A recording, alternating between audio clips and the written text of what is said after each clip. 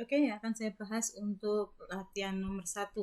Di sini ada tabel dari tabungan BRI, macam-macam jenis tabungan yang diberikan. Oke, sekarang dari tabel berikut, jika kita mempunyai uang sebesar 25 juta, oke, akan ditabung selama 10 tahun, akan lebih menguntungkan dengan jenis tabungan yang mana? Oke, kalian berarti harus menghitung nilai akhir dari masing-masing jenis tabungan. Sekarang yang pertama misalkan Pritama Bisnis. Pritama Bisnis itu bunganya adalah 2,75% per tahun. Akan ditabung selama 10 tahun. Berarti yang pertama nanti Pritama Bisnis kita cari NA-nya. Itu berarti modalnya adalah 25 juta.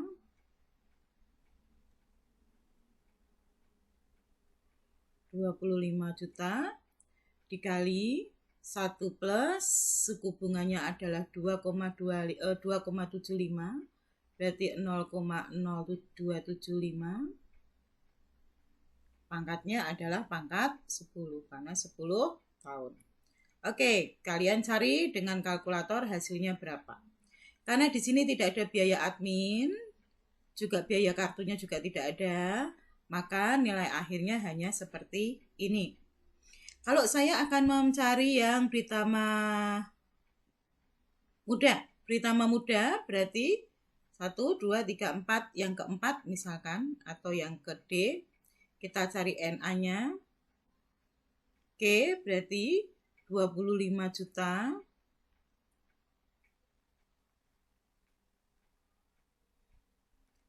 Dikali 1 plus bunganya adalah 1,75. Berarti 0,0175 pangkat 10. Silahkan kalian gunakan kalkulator untuk mencari pangkat 10. Nah, setelah ketemu, karena di sini ada biaya apa nih? Biaya administrasinya itu adalah 4.000 per bulan. Berarti hasilnya harus dikurangi dengan 4.000 dikali 12 tahun, 12 bulan, dikali 10 tahun. Oke, nanti hasil akhirnya berapa? Oke, maka setelah dihitung dari 1, 2, 3, 4, 5, 6 ini, maka kalian boleh memilih yang mana yang menguntungkan. 25 juta ini akan mendapatkan hasil yang paling besar.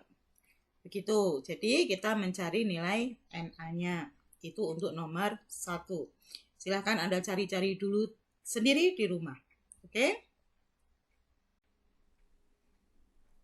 Soal yang kedua itu pada tanggal 14 Februari tahun 2000, Ganang lahir dan mendapat kado atas kelahirannya dari nenek berupa tabungan pada sebuah bank. Karena dibutuhkan untuk biaya sekolah, pada tanggal 30 Juni 2010, orang tua Ganang mengambil tabungan tersebut. Ternyata jumlahnya menjadi 11.557.136 pada bank. Ternyata bank memberi suku bunga majemuk 2% per bulan. Berapakah tabungan Ganang yang diberi neneknya? Berarti kita mencari NT, nilai tunai. Nilai tunai kita lihat dulu. 14 Februari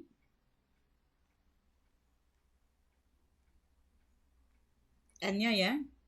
Masa bunganya 14 Februari 2000 sampai 30 Juni 2010. Oke, berarti ini ada berapa tahun ini? Ada 10 tahun ya. 10 tahun lebih berapa bulan? Berapa bulan? Kita lihat karena suku bunganya per bulan. Kita hapus dulu. Ada berapa bulan? Sampai Februari 2010 itu 10 tahun. 10 tahun tambah Februari, Maret, April, Mei, Juni. Sampai pada 13 Juni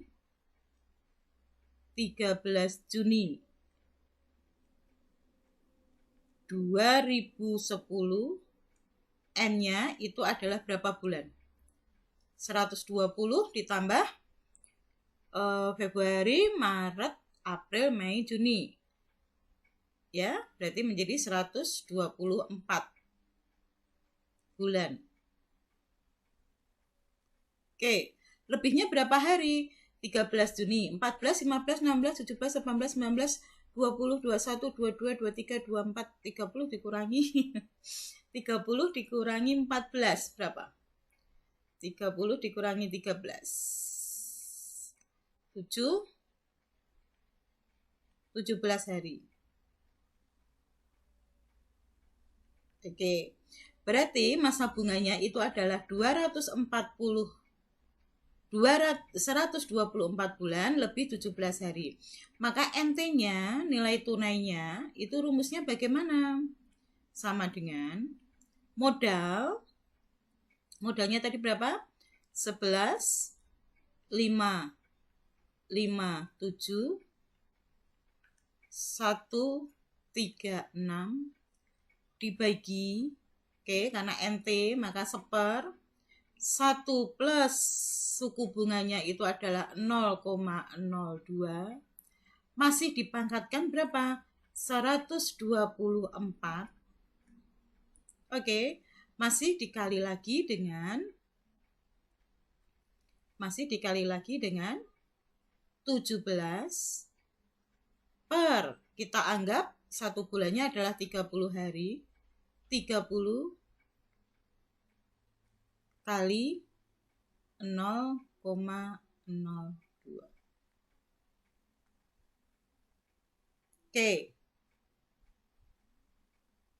Nih. Ya, seperti ini. Jadi karena ada sisa 17 hari, maka kita pakai NT masa bunga pecah. Begitu.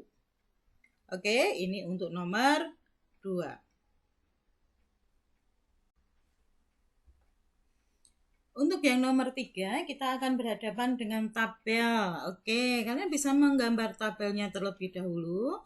Mana yang bisa kalian isi atau bisa diketahui. Karena di sini bunga modalnya tidak diketahui, maka saya tidak bisa mencari bunga pada bulan pertama. Di sini saya tidak bisa mencari. Kalau saya tidak bisa mencari, anuitasnya tidak bisa diketemukan karena anuitas itu adalah bunga ditambah angsuran. Maka langkah yang bisa ditemukan atau dilakukan adalah sisa pinjaman di sini itu sama dengan pinjaman awal bulan kedua. Maka ini kita pindah ke sini dulu. Setelah kita punya sisa pinjaman yang pertama, maka pinjaman awal dapat dicari dengan sisa pinjaman dikurangi angsuran. Sisa pinjaman dikurangi angsuran. Maka saya sudah punya pinjaman awal. Di sini. Maka bunga yang pertama itu bisa dicari dengan pinjaman awal yang pertama. Pinjaman awal yang pertama dikali berapa persen? 5%.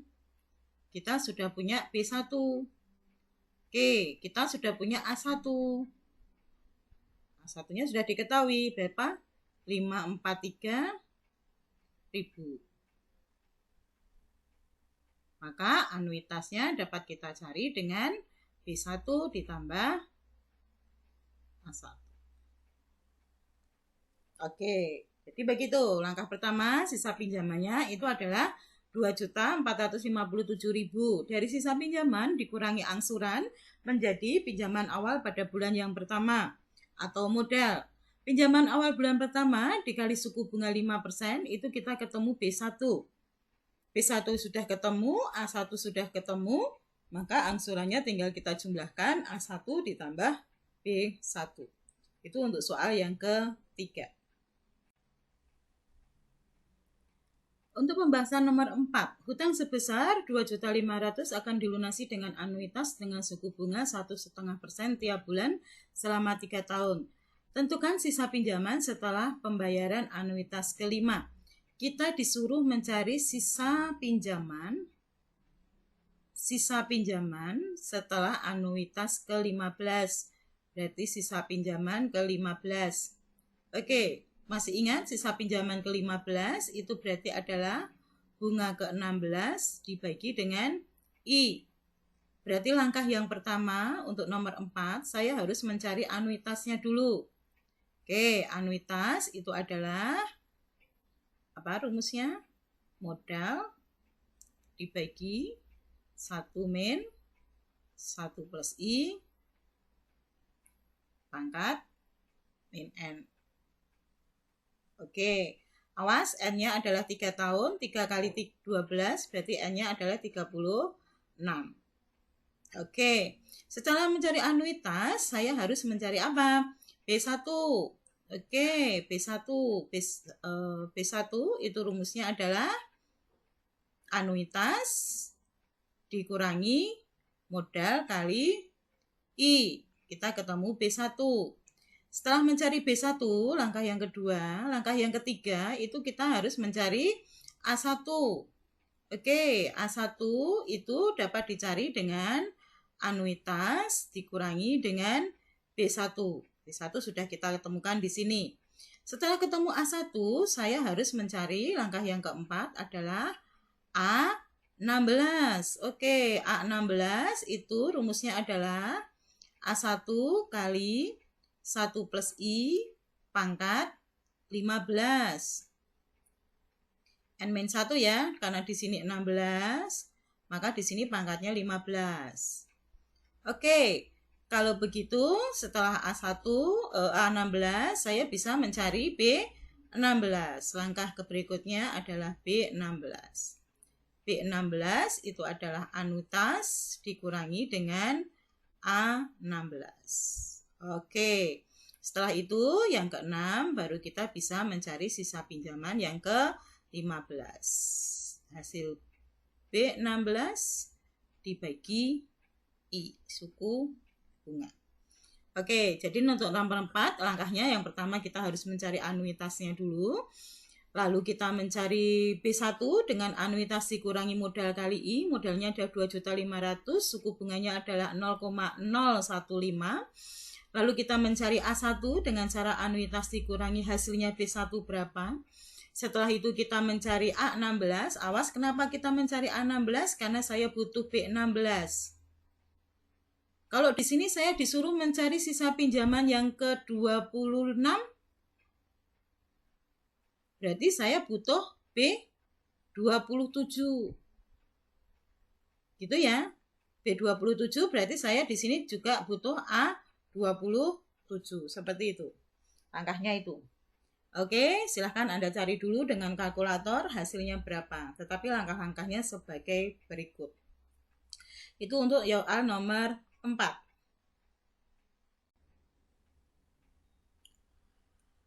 Oke, untuk pembahasan yang nomor 5, kita akan melihat anuitas yang dibulatkan ke bawah.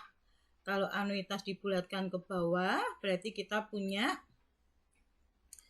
apa? Kekurangan pembayaran ya. Kekurangan pembayaran dibulatkan ke bawah, berarti kita ada kekurangan pembayaran. Oke, berarti nanti anuitasnya dikurangi dengan D, kekurangan pembayarannya. Oke, sekarang kita untuk nomor 5, langkah pertama kita cari anuitasnya dulu. Bagaimana rumusnya anuitas? Itu adalah M kali I dibagi 1 dikurangi 1 plus I pangkat min N. Oke, di sini adalah 12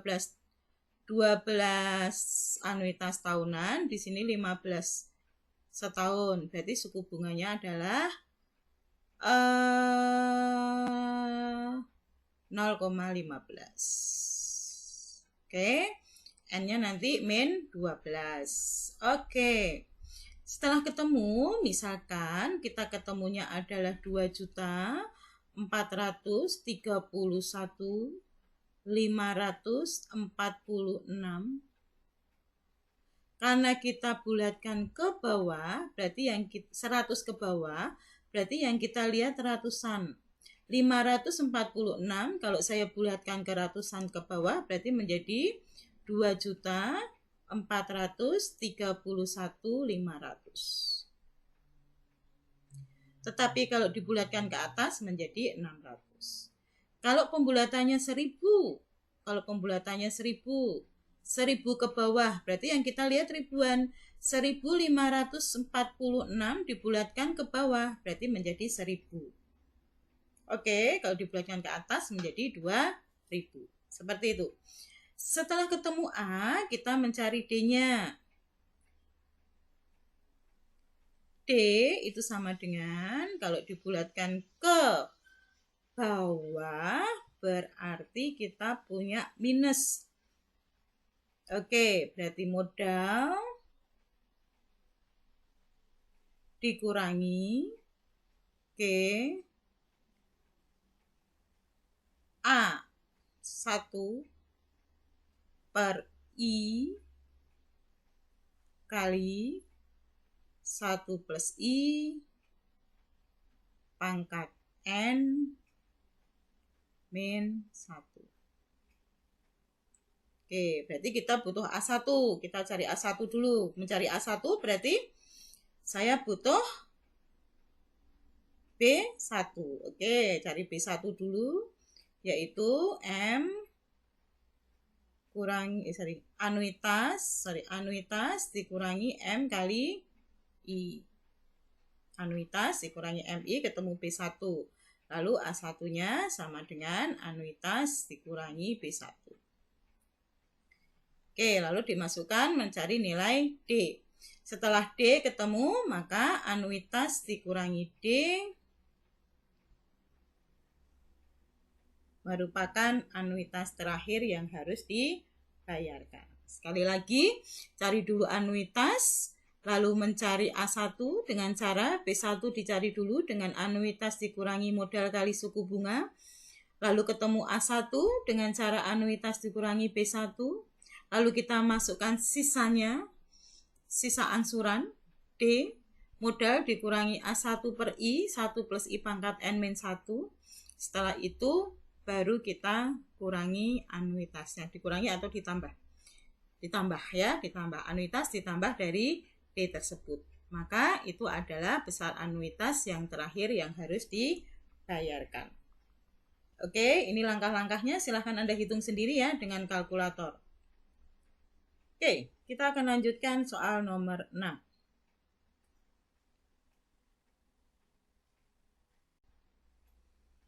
Oke, untuk nomor 6 itu adalah tabel seperti biasa, tabel kebenaran.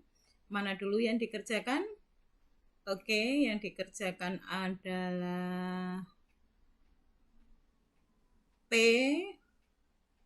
dan lingkaran Q yang pertama, lalu R atau P yang kedua, lingkaran dari hasilnya ini yang ketiga, hasilnya dengan ini adalah yang keempat. Berarti nanti hasil akhirnya yang di sini. Oke, jadi nanti kerjakan dulu P maka lingkaran Q. Anda kerjakan dulu. Lalu di sini ya. Maka di sini karena ada tiga huruf PQR berarti 8 baris, BB 4 kali, S 4 kali. Lingkaran Q-nya berarti SS BB. Seterusnya SS BB. Oke, R atau P. R-nya adalah BS.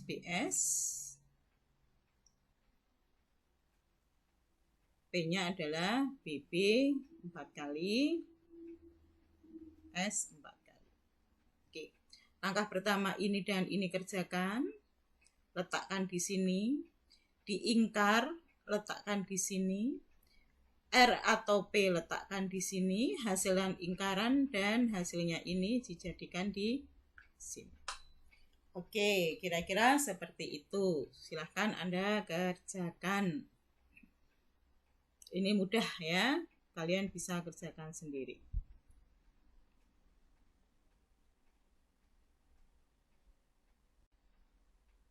Pembahasan nomor 7 itu adalah pengambilan kesimpulan atau konklusi. Kita lihat dulu. Jika hari hujan, maka jalan banjir. Untuk premisi yang pertama itu P, maka Q. Premisi yang kedua, jalan pada berlubang itu adalah R. Dan jalan tidak banjir berarti ingkaran Q.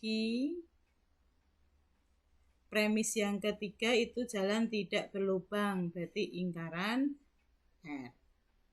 Oke, kita akan lihat dulu P dan ingkaran Q itu ekuivalen dengan Q maka R. Oke, berarti kita punya P maka Q